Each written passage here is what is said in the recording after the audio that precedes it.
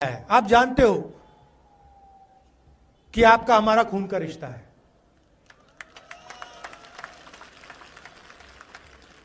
ये राजनीतिक रिश्ता नहीं है, ये पुराना रिश्ता है, खून का रिश्ता है। चाहे राजीव जी हो, इंदिरा जी हो, जवाहरलाल नेहरू जी हो, ये बहुत पुराना रिश्ता है। और जो भी आप मुझसे चाहें, जो भी आप मुझसे चाहें, मेरे दरवाजे आपके लिए खुले हैं। मैं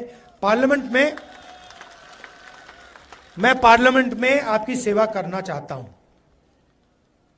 आपके मुद्दे हैं, आपका दर्द है, आपका दुख है, वो सब मैं आपके लिए पार्लियामेंट में उठाना चाहता हूं कि देश को पता लगे कि पहली बार हिंदुस्तान की हिस्ट्री में एक स्टेट से अधिकार छीना गया है और उस स्टेट को यूनियन टेरिटरी बनाया गया है। बीजेपी और आरएसएस लोकतंत्र पर आक्रमण कर रहा है। आप पर तो डायरेक्ट करा,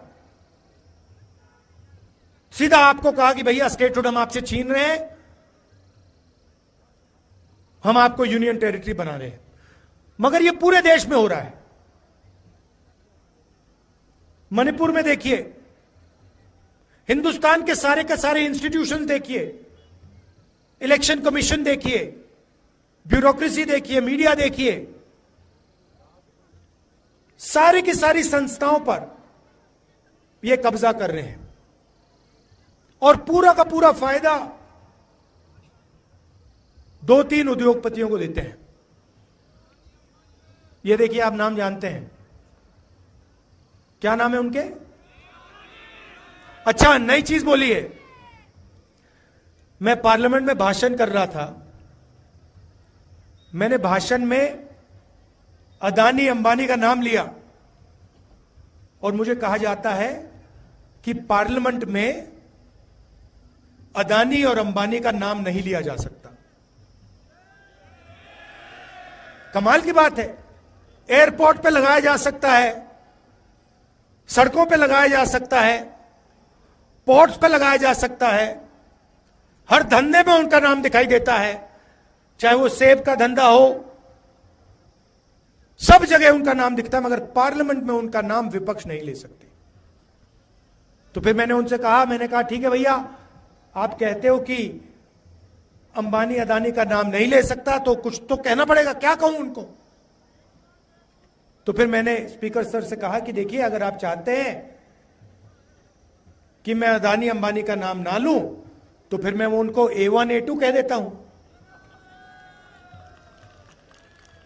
कहना तो पड़ेगा, क्योंकि यह सच्चाई है। सारी की सारी चीजें,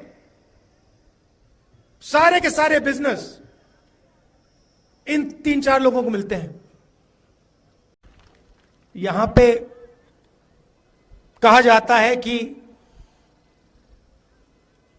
LG जम्मू एंड कश्मीर को चलाता है,